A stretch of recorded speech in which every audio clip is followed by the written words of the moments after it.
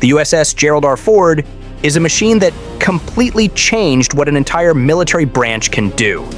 It is the most expensive warship ever built, costing more than $13 billion. And it is not just a bigger version of what came before. This ship is a total reinvention of how an aircraft carrier lives, fights, and survives. For over 70 years, American carriers changed slowly. They used steam catapults, hydraulic wires, and manual elevators. The Ford shattered that old rhythm. It took every old system, broke it apart, and rebuilt it with one main idea: perfect control through electricity. When the Ford first launched, some critics called it an experiment that was too big to work. But the Navy saw something different: a platform not just for this decade, but for the next 50 years. The Ford was not built to win the last war. It was built to dominate the next one.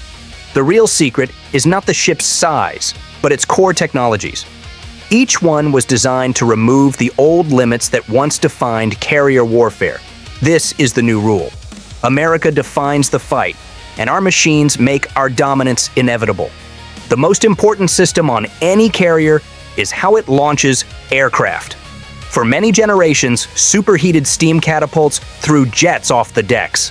This was effective, but it was brutal. Every launch hammered the aircraft frames and limited smaller drones. This weakness in the old design meant less time for the enemy to worry about incoming fire. Then came emails, the Electromagnetic Aircraft Launch System. Instead of steam, emails uses magnetic fields to move aircraft.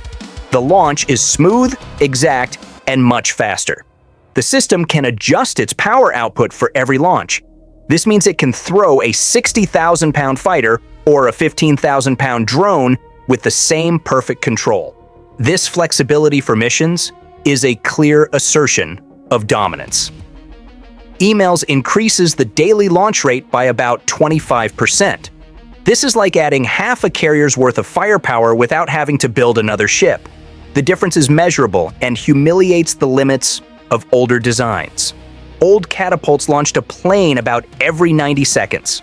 The Ford's emails can do it in about 45 seconds. The launch is a controlled pull instead of a violent kick. This is an evolution to total control. The Ford's strength starts with its twin reactors, the A1B cores. Each one creates almost 3 times the electrical output of the older Nimitz-class A4W cores. The ship no longer has to choose between power for moving and power for fighting. Power is everywhere, ready to be used. Emails draws on it. Advanced radars use it. Future directed energy weapons, like lasers and electromagnetic railguns, will demand it. The Ford already has the power waiting. This is what future-proof truly means: a platform built not only to survive tomorrow's conflicts, but to power their weapons before they even exist. This is a strategic shift that makes our opponents' attempts to catch up look like wasted effort. What goes up must come down, and that is handled by the Advanced Arresting Gear, or AAG. Traditional hydraulic systems used brute force to stop a fast jet in seconds. It worked, but it was unforgiving. Before we get to that, I need your help. I'm trying to hit 50,000 subscribers by the end of the year, and I need your help. So I would really appreciate it if you could subscribe and help me out. The AAG replaces the old hydraulics with electric motors that adjust resistance in real time. The system reads the aircraft's weight and speed, applying exactly the right amount of braking. Heavier planes, lighter drones, and next-generation stealth aircraft can all land safely. This capability completely removes the logistical weakness of older recovery systems. Maintenance crews report that AG is easier to check and faster to fix. It requires less manpower and offers more reliability. In naval aviation, that mix of low maintenance and high reliability is an absolute guarantee of control. The AG turns a violent action into an act of precision. This same principle of electric precision controls how the Ford moves its weapons. Deep inside its steel hull, 11 advanced weapons elevators, or AWs, rise and fall with digital exactness. Each elevator uses linear motors instead of cables or hydraulics. They move munitions from the deep magazines to the flight deck at twice the speed of the old systems. They do this with fewer crew members required. The result is faster arming, faster launch cycles, and less time when the ship is vulnerable between waves of aircraft. Every minute saved in this cycle is another layer of survival for the United States and a point of weakness exposed for the enemy. The speed of ordnance movement means the ship quickly turns its stores into sorties, and those sorties into persistent pressure. Walking the flight deck reveals another key part of this strategy. The command island has moved. On older carriers, the towering superstructure created a major obstacle for logistics. The Ford's island is smaller and has been shifted to the back. This frees up 25% more usable space on the flight deck. This is not just a cosmetic change. It is a strategic move that guarantees dominance. The new layout allows aircraft to be armed, fueled, and positioned without creating traffic jams or bottlenecks. Turnaround time shrinks, efficiency rises. In combat, this means more jets are in the air more often. Analysts estimate this results in a 33% increase in aircraft launch potential compared to the older Nimitz class. That difference is the pure definition of dominance in a major conflict. Automation runs through every hallway of the ship. The Ford operates with about 25% fewer crew members than a Nimitz-class carrier, which is roughly 700 fewer sailors. This is not just a matter of convenience. Over the ship's entire life, this reduction saves billions of dollars in operating costs. More importantly, machines handle the boring, tiring tasks. The human crew focuses on judgment and the crucial act of war fighting. Even basic maintenance is now smarter, digitized, and predictive. The Ford constantly checks itself, recording small details to predict where before a failure ever happens. This ability to predict its own health is a quiet strength, forcing adversaries to constantly guess the ship's readiness. Guiding the carrier's eyes and reflexes high above the deck is the Dual Band Radar, or DBR. It uses two systems that work perfectly together. The ANSPY 3 X-band system handles precision targeting, while the ANSPY 4 S-band system manages long-range search and awareness. Together, they create a full dome of awareness over hundreds of miles of ocean and sky. The ship can detect incoming threats, track many targets at once, and guide its own defenses in tiny fractions of a second. In an age of hypersonic missiles and drone swarms, reaction time is the only thing that guarantees survival. Before we get to that, I need your help. I'm trying to hit 50,000 subscribers by the end of the year, and I need your help. So I would really appreciate it if you could subscribe and help me out. The dual-band radar removes human delay from the kill chain. Its immense power is constantly scanning, ensuring that surprise is a weakness only the enemy suffers. This perfect joining of advanced systems is what makes the Ford a leap forward, not a simple step. Each technology, emails, AAG, the A1B reactors, DBR, AWEs, solves a bottleneck that had slowed carrier warfare for decades. Together, they completely transform it. The total number of launches per day climbs from 120 to nearly 160. Every statistic tells the same story. More work done with less delay. For the first time, an aircraft carrier operates closer to its theoretical maximum efficiency than any ship before it. This is the definition of total control. There is a psychological layer to this new warship, a sense of control, precision, and inevitability. The old Nimitz-class carriers roared with steam and effort. The Ford simply hums. Emails does not blast aircraft. It accelerates them. AAG does not yank jets. It eases them down. The Ford is a display of raw mechanical power, translated through pure elegance. This shows the Navy is actively rewriting its identity, moving from brute force to fine, absolute control. The Ford was designed for the exact strategic shift that demands finesse and agility. No great leap in technology happens without resistance. When the carrier first started service, both emails and AAG had starting failures. Critics, unable to understand the scale of the change, called it a $13 billion test bench. But this is how revolutions begin, with iteration and correction. The initial setbacks were a near miss that proved the system's ability to learn and correct itself. By its 2022 deployment, the new systems worked exactly as intended. Aircraft launched, recovered, armed, and flew again, all faster than on any previous carrier. This was the moment of relief, the clear exposure of critics' weakness. The technological overhaul did more than build a strong ship. It completely redefined the Navy's strategy. The Ford is less about a raw burst of power and more about sustained, relentless dominance. It can maintain a high operational tempo for longer periods, adapt to changing conditions faster, and support new generations of aircraft. This is why Allied navies view it as the only true benchmark. And that is why our adversaries study the Ford with extreme anxiety. Beneath all the metal and software lies a simple, unspoken truth. The Ford is a signal that America plans to fight differently. Think of the Ford as a complete ecosystem of innovations. Emails allows more launches. Egg ensures safer, faster recoveries. AWs cut down the reload time. The A-1B reactors provide the massive power. DBR defends the entire group. Automation perfectly ties every system together. This is not about any single invention. It is about perfect orchestration. Each element amplifies the others.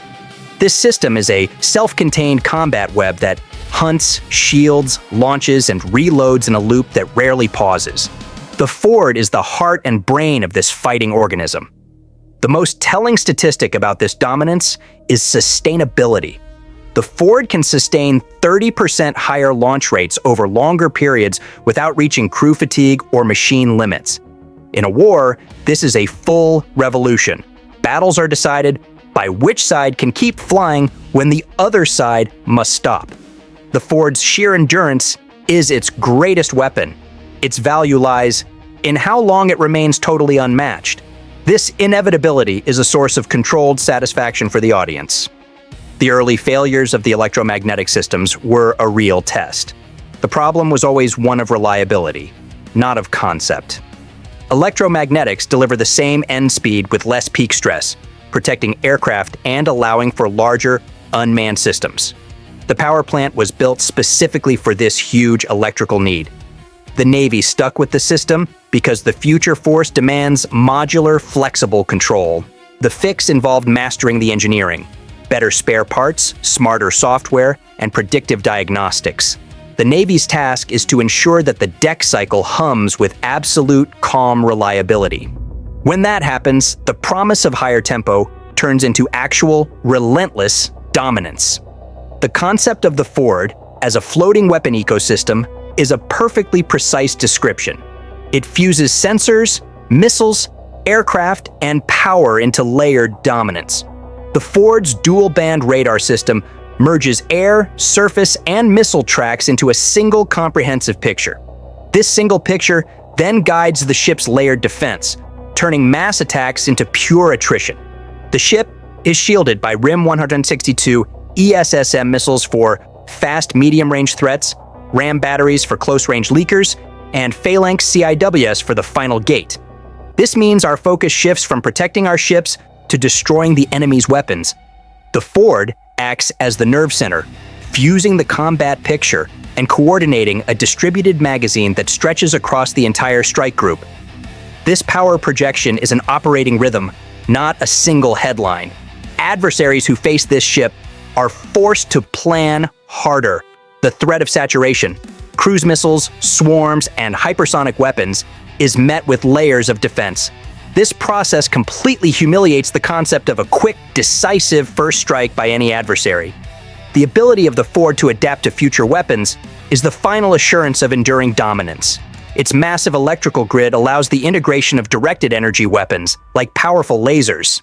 These lasers could neutralize incoming hypersonic missiles or drone swarms with silent beams of light, each shot costing only a few dollars of reactor heat. This completely replaces expensive interceptor missiles. In the attack role, the Ford could support the use of electromagnetic railguns. These weapons use pure electric force to send a metal slug dozens of miles at hypersonic speed. The Ford's reactors and energy storage systems can charge and release the immense power needed for each shot. If the laser is a perfect defense, the railgun is an unstoppable offense. Together, these future systems create a new military strategy. Ships will never run out of ammunition. They will not give away their position with explosive signatures. They can respond at the speed of light. The Ford's nuclear heart turns this future from an idea into a certainty. Nations trying to build their own large carriers can match the tonnage, but they cannot match this power core. The Ford class sets a bar that few can even approach without completely rewriting their naval plans. Every year, adversaries lag behind. The gap in power widens. The Ford is more than just a warship. It is a direct signal. It tells adversaries that the United States is preparing to dominate the very physics of warfare. Lasers and railguns are not simple tools. They are thresholds that reset the cost, speed, and rhythm of combat. The first Navy to operate them reliably will control the whole story of global deterrence. The Ford's 2 reactors hum beneath the decks like silent captured suns. They are absolute, waiting for the day when their energy will jump from cables into beams and rails. Every pulse of these reactors is a countdown to that unstoppable transformation. The Ford's immense power and global reach close major gaps in American deterrence. Without nearby bases, the United States would have to rely on distant airfields that are vulnerable. The Ford instantly fills that void. It is self-sufficient, a sovereign piece of American territory that floats and moves. This is crucial in parts of the world where geography favors the defender. A carrier reverses that geometry, turning the vast ocean into an immediate launch pad. Its silhouette on the horizon is an immediate message to allies and rivals. To rivals, it represents a combat equation they simply cannot solve. How to counter a moving target that never runs out of fuel and always brings its own sky. It projects certainty. The existence of the Ford itself forces all adversaries to recalculate their plans. The Ford shapes adversary behavior without ever firing a single shot. This is operational persistence, the ability to stay in a contested space longer than anyone else. The ship is a shield, a symbol, and an anchor of power in constant motion. It separates order from chaos. Wherever it sails, it carries the message that the United States still commands the oceans and leads in technology. Critics often mention the cost. At over $13 billion, it is the most expensive warship ever built. But that cost buys dominance and time, 2 currencies that are far more valuable than money in geopolitics. In return for that investment, the U.S. gains a vessel that can deter wars before they even begin. The Ford does not just fight battles, it actively prevents them by its mere existence. The concept of survivable sovereignty is built into its design. When the world sees its shadow, they understand that the U.S. is not asking for space. It is claiming a decisive presence. This ship is an island of pure strength that can move at 35 miles per hour. It generates city-level electricity while carrying the most advanced aircraft on Earth. No other Navy has anything close to this capability. The Ford's presence in sensitive areas immediately changes strategic calculations. The structural redesigns turned the old chaos of flight deck operations into a perfect science of movement. Automation turned human labor into cold, decisive intelligence. Efficiency turned steel into high-level strategy. The ship's greatest weapon is time. The time it saves, the time it endures, and the critical time it grants every mission to act faster than the enemy can even react. The Ford is the absolute peak of what human industry, discipline, and design can achieve in defense of national power. It will shape how future conflicts are avoided and, if necessary, how they are won. The Ford does not adapt to history. It forces history to adapt to it. The Ford is not a symbol of arrogance, but an assertion of inevitability. It is the turning point when human warfare steps fully into the age of pure energy. It is the moment the future of naval dominance arrived. The ultimate weapon is not metal or fire. It is power, contained and ready, waiting only for the command to be released. This single machine represents total control. The control of time, the control of energy, and the control of strategic perception. It is the blueprint for how power must evolve: cleaner, smarter, and absolutely relentless. It answers the question, how precisely can we control? The answer is perfectly. The Ford is a network that fights as one, led by a carrier that never fights alone, and whose technology humiliates the outdated ideas of all who oppose it. What you've seen is only the beginning. America's power is just getting started. On your screen is the next video. Click the video, it opens right away, and you'll watch US jets and technology strike even harder.